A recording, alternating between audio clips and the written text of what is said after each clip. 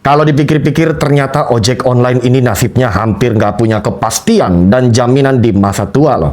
Padahal setiap hari mereka selalu standby di sudut-sudut kota, di bawah panas matahari, hujan deras, bahkan di malam paling larut, mereka tetap melaju.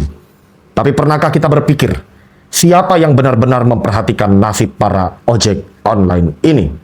Gua nggak maksa lo untuk subscribe, tapi kalau lo ngerasa isi video ini mewakili isi kepala lo, ya kenapa enggak?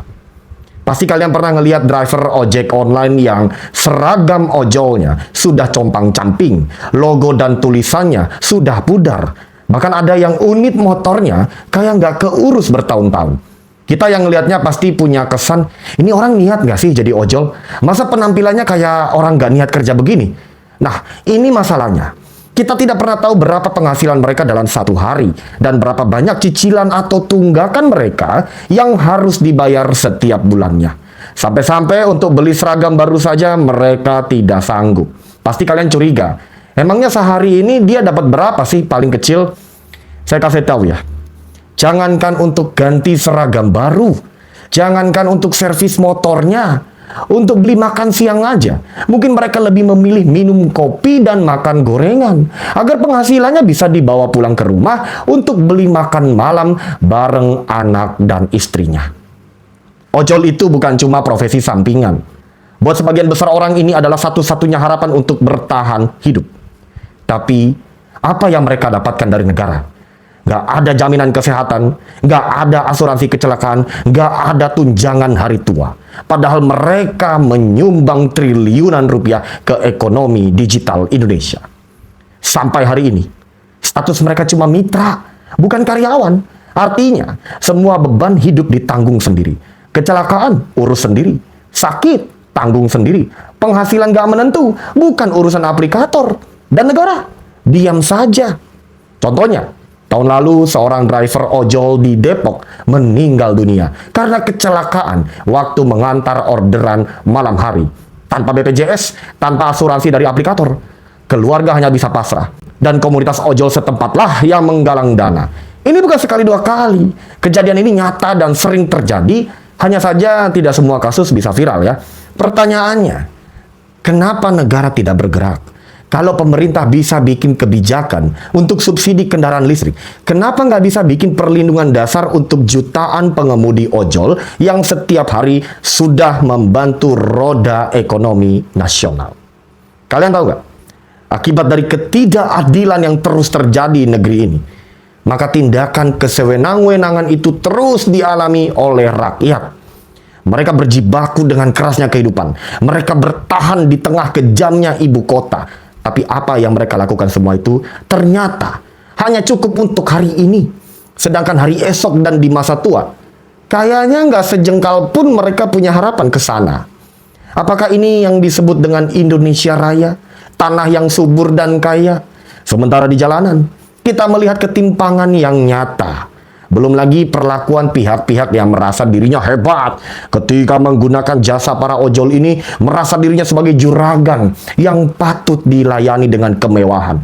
Padahal tarif ongkos yang mereka bayar saja masih banyak yang dipotong oleh aplikator. Sehingga hasil yang diterima bersih oleh ojol kadang-kadang nilainya lebih rendah daripada biaya parkir di gedung-gedung bertingkat.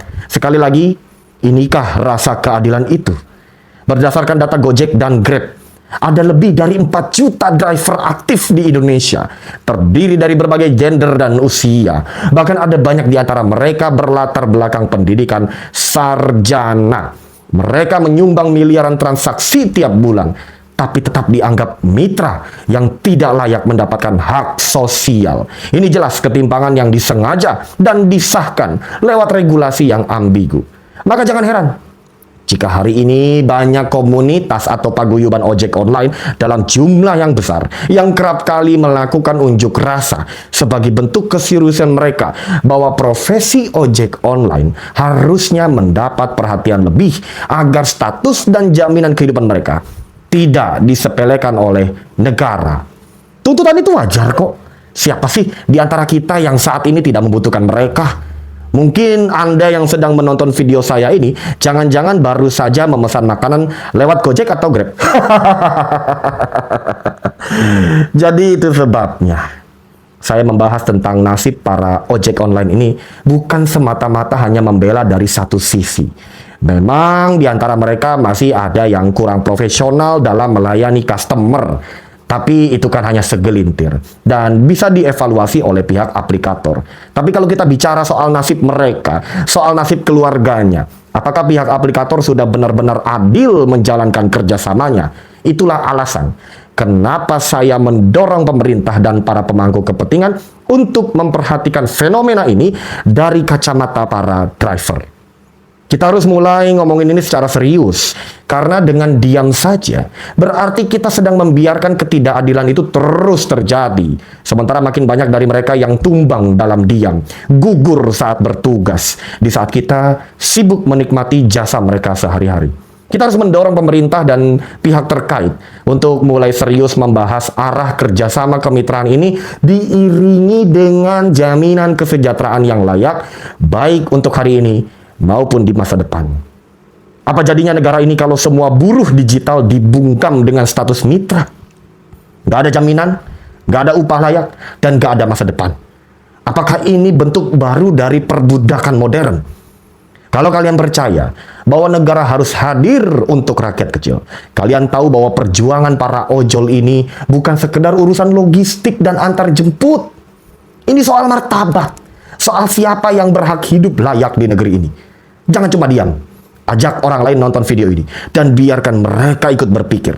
Apakah bangsa kita yang besar ini telah mengutamakan kesejahteraan rakyat sebagai prioritas? Atau justru menjadikan rakyat sebagai budak digital untuk memperkaya segelintir orang? Saya Mr. Jack, sampai jumpa di keresahan berikutnya. Tetap waras, tetap kritis. Karena suara kalian penting, sekalipun ketika negara pura-pura tidak mendengar.